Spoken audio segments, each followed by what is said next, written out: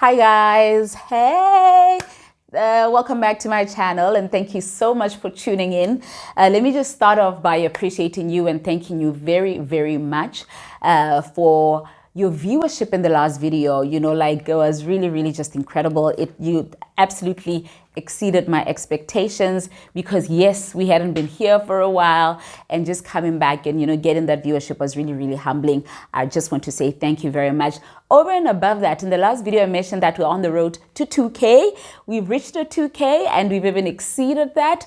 Thank you so much. So what this means is that we're on the road to 3K subscribers. So just in case you haven't subscribed, please make sure to bless me with that subscription. Guys, also make sure to like, to comment and share.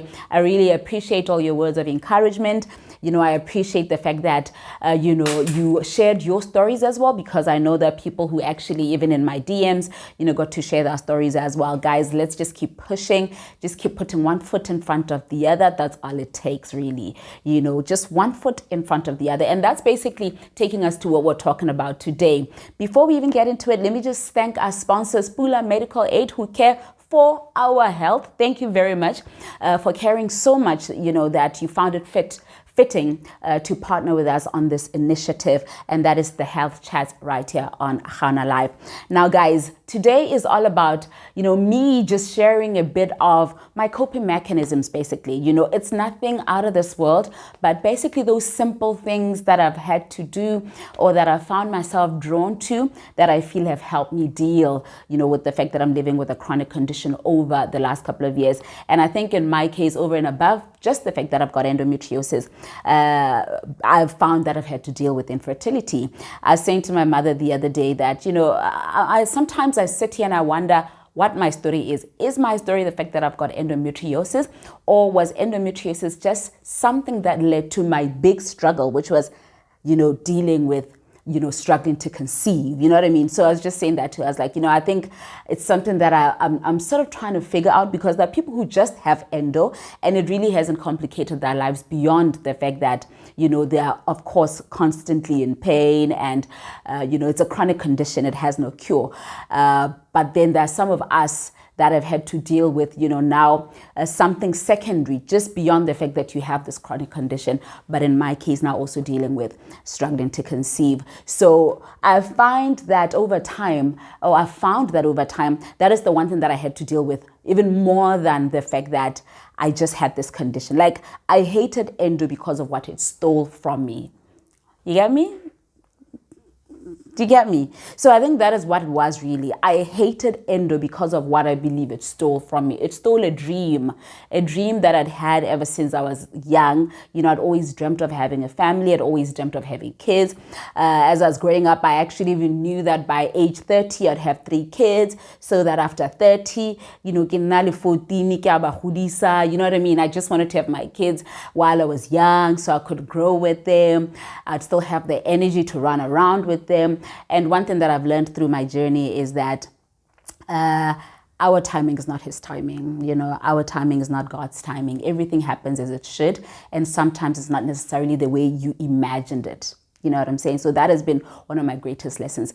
But yes, over time, over the years, I found that I had to adopt certain habits to sort of help me deal. Because to be very, very honest, there was a time that I was absolutely shattered, like literally grieving because I didn't even see a future. I literally didn't even see why I was still alive. I honestly I prayed. Honestly, there was a point where I literally prayed to God to just take my life because I thought there was no point in living. There I was imagining that I was married, but according to me then, the one function that a married woman is supposed to perform, which is to give, to expand the family, I couldn't perform. So it really, really hit me hard. Hit me so hard that for years I was depressed. For years, I'd wake up in the middle of the night and break down and cry. And yes, I'm bound to get emotional because, thinking back to such times isn't the easiest thing.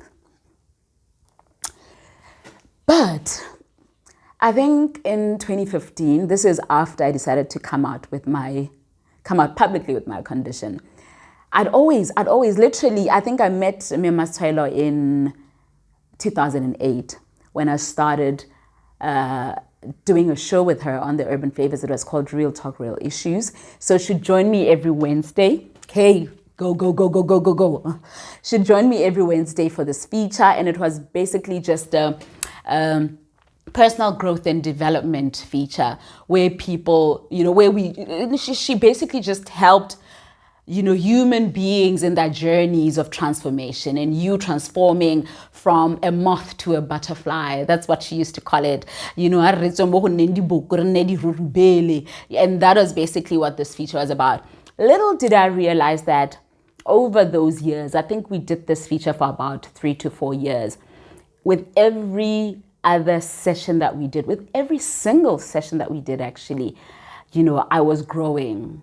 I was getting empowered. I was developing skills that I didn't even know I would need later on in life. So this was something that my mom mentioned. I remember at some point she was like, don't you realize that everything really happens as it should? Because all those years that Marcelo would come every Wednesday to your show, and as far as you were concerned, you were a show host and you were giving her access to an audience. You were just facilitating communication between her and her audience. She was also building you indirectly, because little did you know what was coming, So to be very honest, even before I consciously decided to start going for therapy, I had experienced therapy every single Wednesday for 4 years with Ms. Taylor as she joined me on Real Talk, Real Issues on the Urban Flavors. So now, in 2015, I decided now to consciously go for counseling to deal with the fact that I had endometriosis and I'd been struggling to conceive, because I think sometimes you sleepwalk through life, like you just keep going, go to more autopilot, you just keep going, especially with the kind of work that I did. I was on television and radio, and these are two platforms that don't allow you to publicly grieve. You know what I mean? What people want is for you to get on air and for you to cheer them up, if anything. You can't get on air and go on about how you're not having a good day, about how your life isn't going as you had anticipated. Platforms like that don't give you that opportunity. So I literally felt like every day I had to go on stage and act. And before I knew it, I had suppressed my emotions so much that they would come out in an explosive manner here and there, but I hardly ever just sat and allowed myself to grieve. So from 2015, when I started going for counseling, that's when I started grieving. That's when I learned that it is okay to feel everything that I was feeling. It's okay to be sad. It's okay to be angry. It's okay for you to question God. It's okay for you to envy even, because it's all part of the process. But I remember one of the things that Mastelo would say was, just as long as you do not get stuck, just as long as you don't allow yourself to get stuck in a phase where 20 years down the line, people will say, 2012, Hasuna diagnosed you a guy, endometriosis, she was never the same again. Yes, may I please have tissue? Thank you very much. Thank you very much. This ain't easy, but yeah. So, okay, guys. Let me just quickly do this. Let me quickly do this. Okay. All right. Yeah, it's real. We're having an authentic moment. So I'm not going to fake it. I'm not going to cut. Let's just continue. You know what I mean? I want to be as raw as possible, because I feel a lot of other people go through different things, and we're so preoccupied with, trying to all give this brave front, trying to pretend we have it all together, when sometimes we honestly don't, So yes, so going through counseling made me realize that it's okay to grieve. It's okay to feel everything that I was feeling, and that everything I was feeling was valid, because I was grieving something that I dreamt of, that I'd prayed for, that I'd hoped for my whole entire life, and struggling to accomplish it at that moment, especially now being told you have a condition, just sort of shattered my dreams. So I think I started allowing myself, so I consciously started allowing myself to have days, like my down days, where I'll just get into bed and cry and just spend the day in bed crying. I learned to be very honest with my family and my loved ones as well, to just say to them, guys, it's one of those days. I'm feeling so low and I want to allow myself to feel like this. So one thing that I found is very important is you should allow yourself to feel it. You can't go over it. You can't go around it. You can't go under it. You have to go through it for you to survive it. So that's exactly something that, I feel therapy helped me realize and embrace, but also realizing that I need to now do everything I possibly can not to get stuck, to deal and to keep moving on, to just keep putting that one foot in front of another. So, my early days in therapy, I believe, really just helped me with that. So I realized that what I was going through, especially because around the same time I was going through a divorce, and so publicly at that, a divorce that was so sensationalized, by tabloids, and there were so many narratives that I couldn't even own, but they were out there. So I think over and above everything, there was just so much I was going through, and I allowed myself to go through everything, to feel pain when pain came and not try to run from it. So I think that was one of the greatest things I did for myself. And that's one of the things that actually accelerated my healing. The fact that I allowed myself to be in the moment, to feel, to cry, to ache, to be angry, and to just keep going back to a place where I was empowered with skills, with a skill set to help me, pull myself through out of it.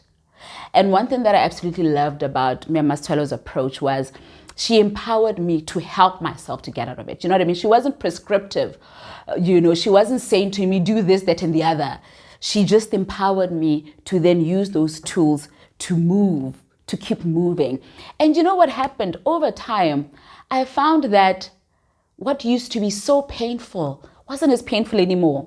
I found that, the smile that I had lost slowly started coming back. I found that the twinkle in my eye that had disappeared slowly started coming back. Actually, at some point, I literally pinched myself and I was like, really, what happened to all that pain?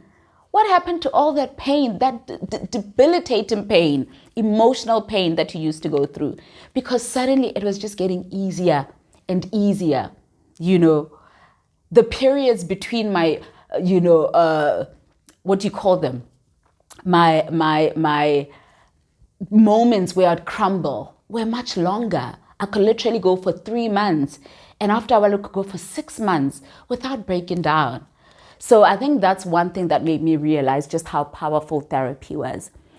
Go talking about it.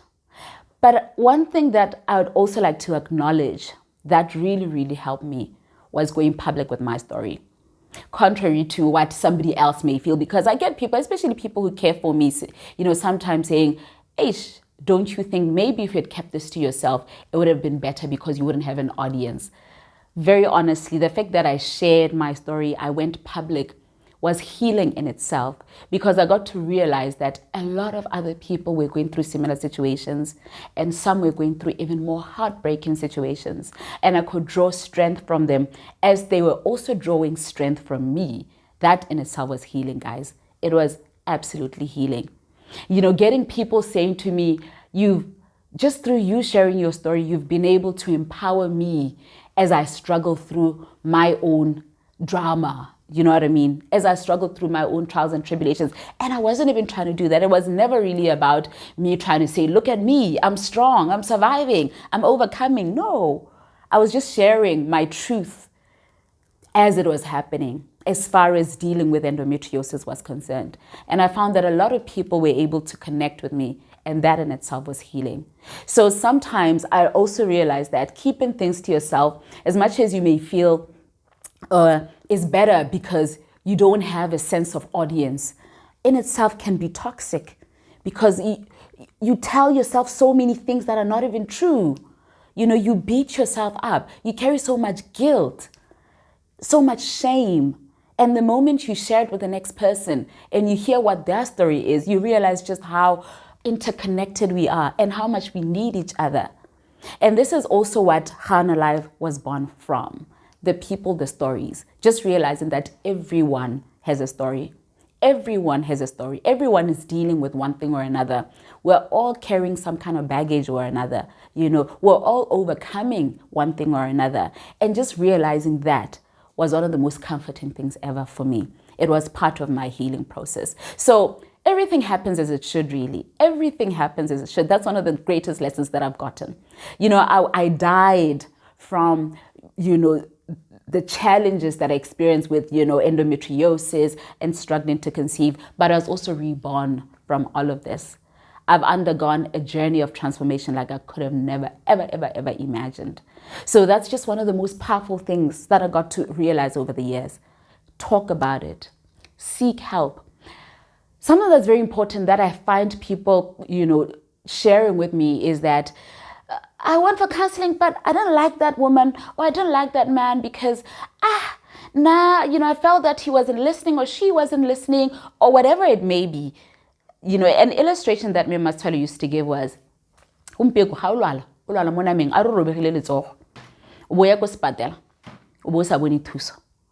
going to go back home? No.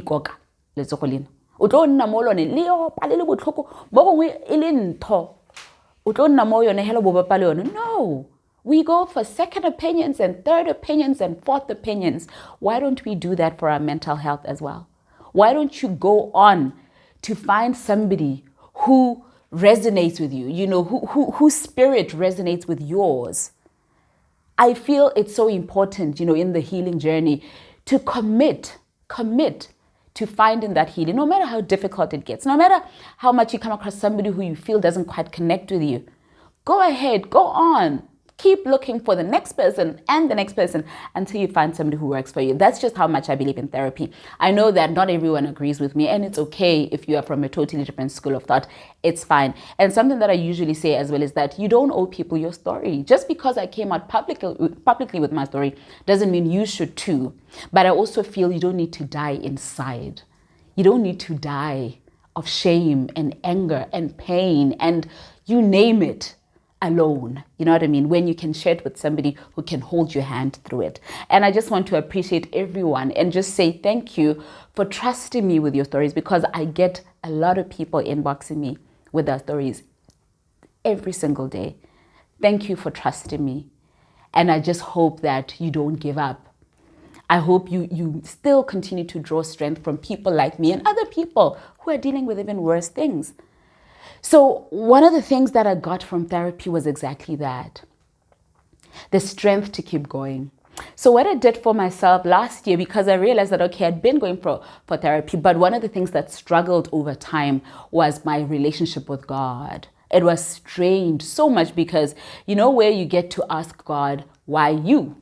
And I think a lot of us go through that. When I was chosen for this struggle, but God, no, come on, why me? You know what I mean? So my relationship with God got so strained that I had to rebuild it from scratch. I had to rebuild the image of God to me, to figure out who God was to me. Because I think growing up, one of the things that was embedded in us, and it's not even from family or a particular church, I think just socialization, was this God who was a disciplinarian, this God who had a stick, who was ready to whip you when you went wrong, when you did anything wrong. This God who was ready to punish you should you do anything wrong.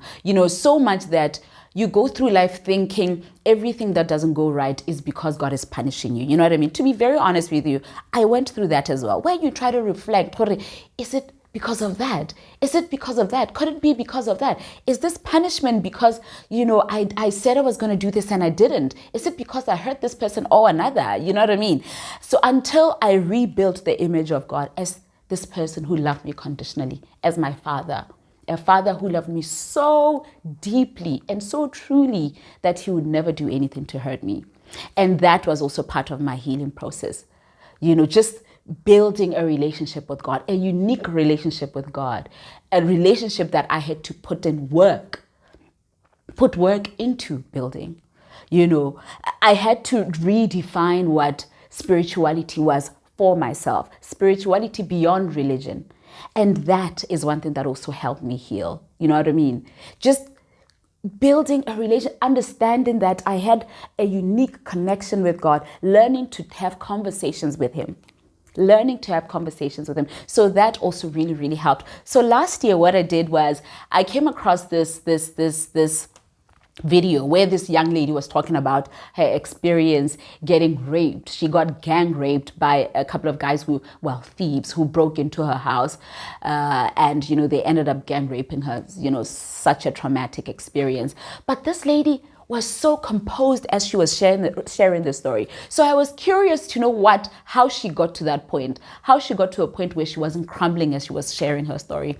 And I found that, she had been for counseling. She had been, undergoing therapy with Muruti Mohokwana. I believe maybe a lot of you may know him. He's, ke Muruti wako, Apostolic Faith Mission Mohoditane. So I go to a totally different church, but I was just fascinated by the fact that this young lady had said, having done therapy with this particular pastor, she found her healing. So I hit him up. I'd known him before. I'd actually done an interview with him, and he had become some sort of mentor in his own right, because he had been somebody that I'd kept in touch with since I'd done an interview with him, like back in my BTV days. So I reached out to him and, told him that I would also like to come for counseling, because I want to be like that young lady. I want to be able to share my story and not crumble as I share my story. So I started undergoing spiritual counseling with him, which is what I said I wanted.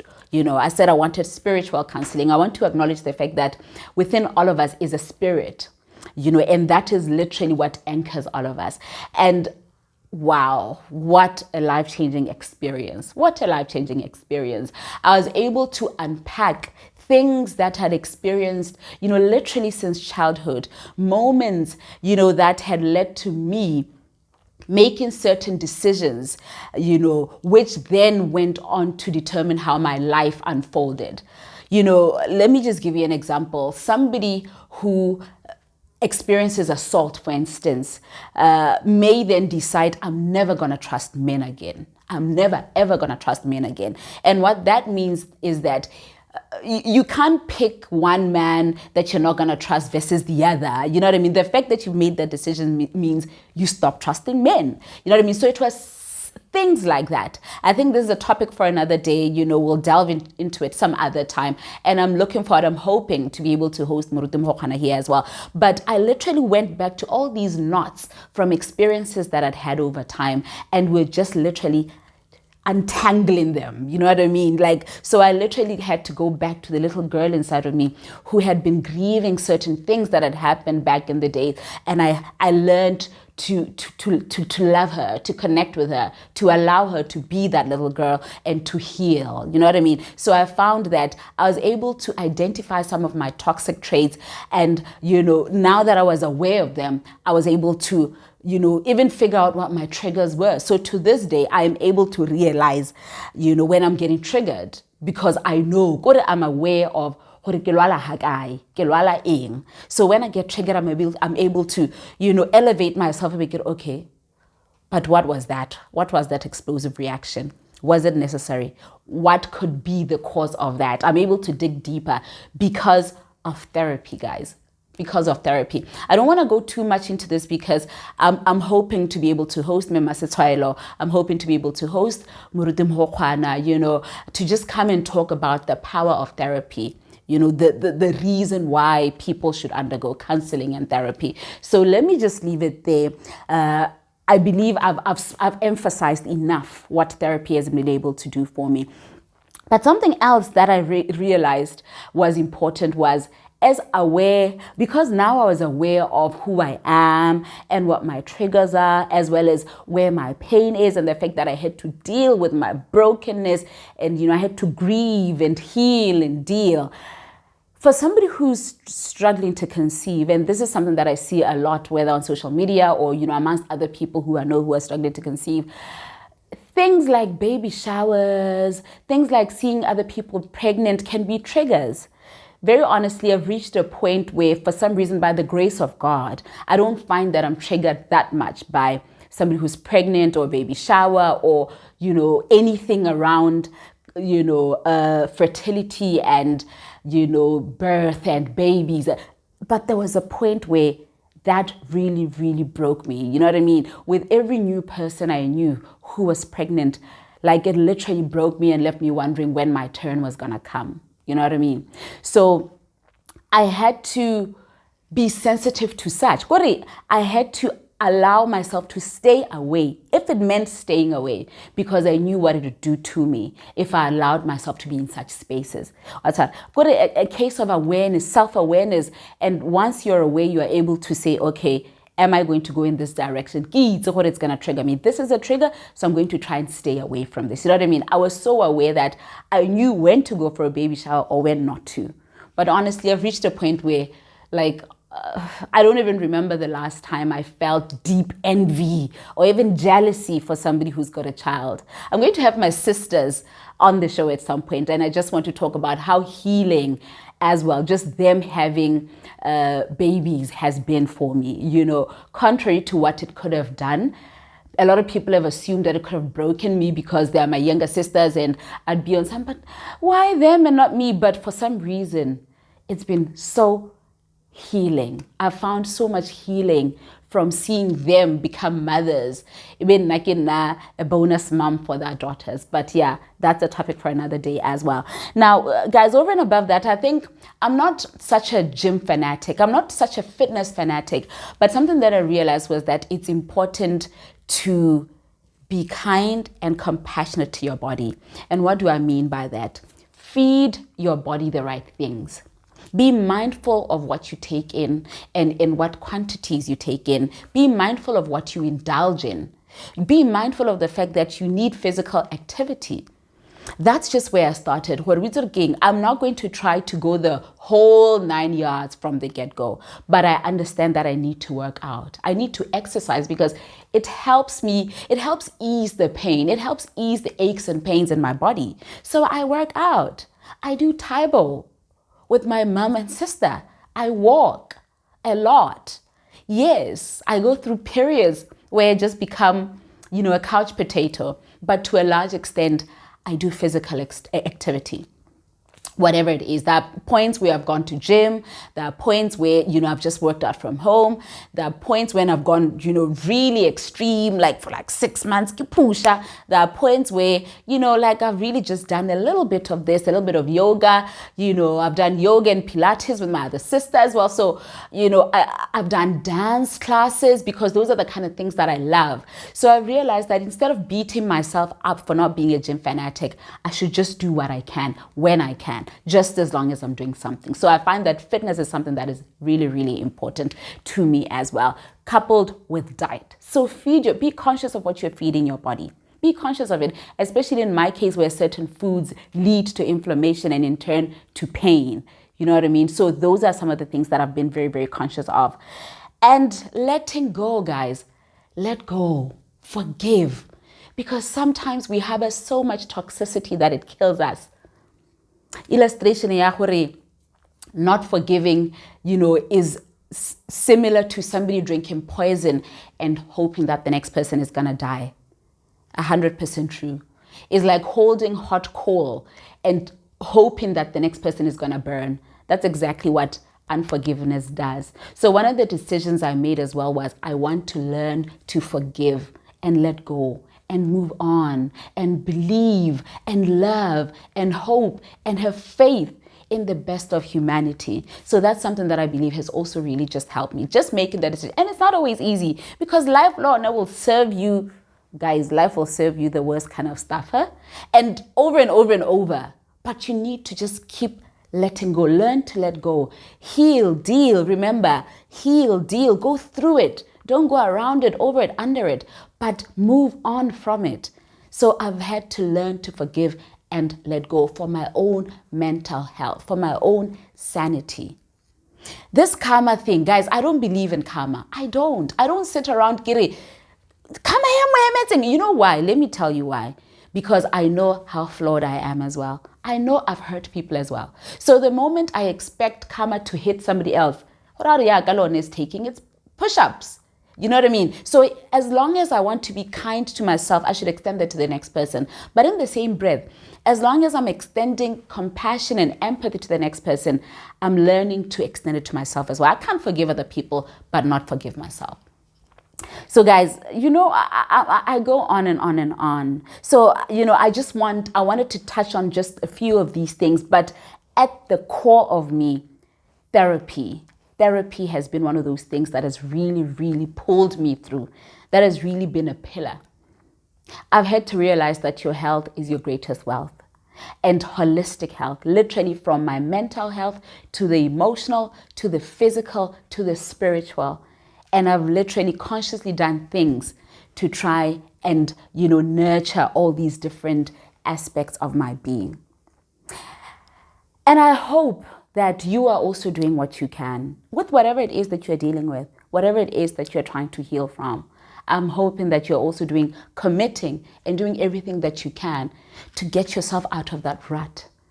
It's difficult in the beginning, but just keep pushing. Just literally putting one foot in front of the other, guys. One foot in front of the other.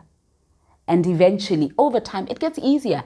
I feel healing and overcoming is a lifelong journey. I don't think it's a destination. So as we speak, I'm still overcoming. I'm still healing. And that's why I get teary-eyed when I think back to certain points in my life. Surround yourself with the right energy. Know your tribe and make sure that those are the people you keep around you. That energies that drain you. And not because people are bad, but because in this kind of setting, it takes so much from me. Stay away from such. Feed yourself, the kind of stuff that sets your soul on fire. And another thing that I've decided was, I want to go back to that girl I was before I was diagnosed with endometriosis. What were her dreams and aspirations? What was she passionate about? And I want to tap back into those things. I love broadcasting. I'm very passionate about media. I love talking and everything that has to do with talking. I set up I Rise by Hana, which was very prophetic as well, because I wanted something that symbolizes my rising, from hitting rock bottom. And I wanted something that I'd keep looking back to my whole entire life, and something that would keep propelling me to the next level, propelling me, to healing. And those are the things that I'm focusing on right now as I keep faith in God, as I continue to believe that God sees me and that my Lord will never leave or forsake me, that He sees me. He sees, everything that I yearn for, and what He has in store for me will be mine, no matter what happens. So I haven't lost faith, guys. I know a lot of people think of my story as a story of a barren woman, a story that's so heartbreaking, but believe me, I have so much faith in God. I have so much faith that a testimony is coming. Guys, let me hold it right here. I think I've had you for like 50 minutes. So let me just leave it right here by thanking you for your viewership. But over and above that, let me just once again encourage you to please comment, like, share, subscribe. There's more coming your way. Next week, I'd like to have a doctor here who will just unpack endometriosis from a medical perspective. And, yes, as I mentioned, we're still going to unpack other conditions as we go. But I just wanted to start off with something that I've lived, something that is my truth. Start there and eventually get into other people's stories of healing and overcoming their various health conditions. Thank you very much, Bula Medical Aid, for caring for our health. Thank you very much, Bula Medical Aid, for Medical Aid for partnering on this initiative, guys. Till we meet again next time, take good care of yourself, and I am out.